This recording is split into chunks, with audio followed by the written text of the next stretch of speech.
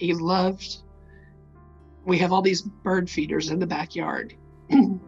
He loved feeding his birds. So they've missed him. So, when we lived in Ohio, he was very active and involved with his family and my family too. And just was a great all-around companion and grandfather, and the kids all called him Pop. He was their Pop. Scott grew up in Fort Thomas. And most Northern Kentucky boys end up back in Northern Kentucky. That's been my experience. I'm from outside of the area, and we moved here. We got married in Louisville and moved here, and this was home. So, I wouldn't wish ALS on anyone. It's just a horrible, horrible disease. And then the pandemic on top of that was just like, another layer to fight your way through every single day. So it was tough. It really was, especially since I would say after Christmas last year, like the last 8 or 9 months of his life were much more difficult. Art can do many things, but one of those things is to help bridge that gap between personal experience, anonymous experience, and this sort of bird's eye view take on things. We've seen for the past full year the numbers in the news media, the tragedy being talked about on TV and on the radio. And personally, I've been very fortunate not to have known anybody directly who's passed away from COVID, or who's been seriously affected by the disease, in the hospital or anything. But I know people who have known people, and it's kind of like that feeling like, what can you do, The experience of painting a person who passed away, understanding the circumstances and understanding that their loved ones have requested that the image be made, in itself is very powerful. When I'm drawing a portrait, I'm trying to not just capture just the basic what they look like, get the right proportions, but you're really capturing the spirit of somebody. You're also adding your own interpretation to it.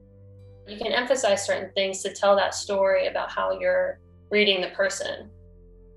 I like to make the eyes a little darker, draw your attention into them first in the drawing. Just the little nuanced things that obviously you get out of a drawing that you can't get out of a photograph. People say, for good reason, that the eyes are the window to the soul.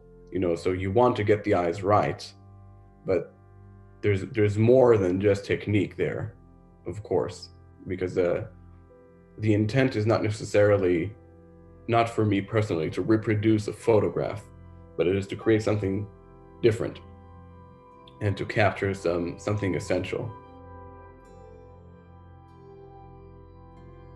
I could just tell that he was a good person. Like, you can feel it in the way he was smiling and in the way that they were had their arms around each other.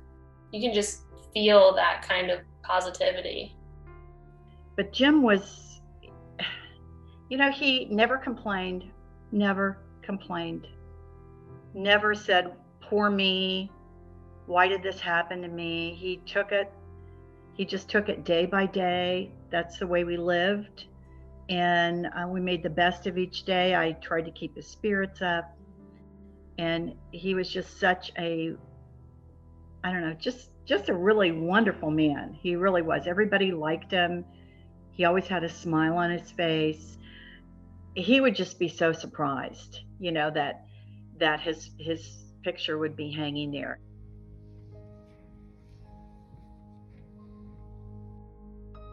So Scott is very clearly smiling, from the inside out, and you see that on all of the features and the eyes in particular. So that is something I was trying to pay close attention to. Scott was a person who was very devoted to his family. He was crazy about his sons and really enjoyed spending time with them as I think both a father and friend. He liked to do things kind of behind the scenes so people didn't necessarily know things that he'd done. He felt like that was the true way to live his faith.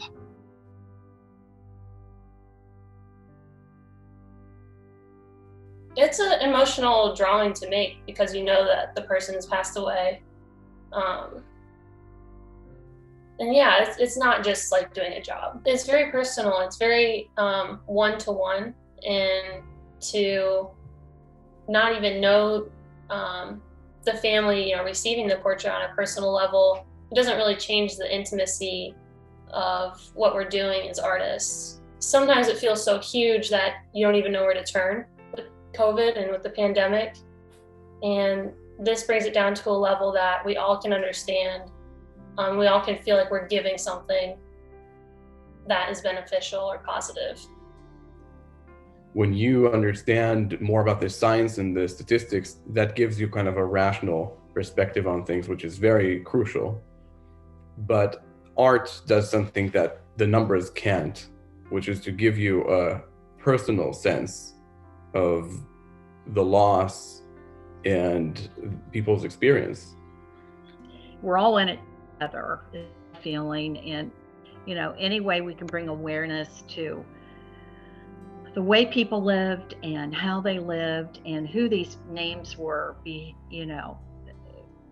don't see their faces, but now we can see some of their faces when your project is done, and appreciate, it was somebody's mom, somebody's dad, uncle, grandpa, and they're all very missed.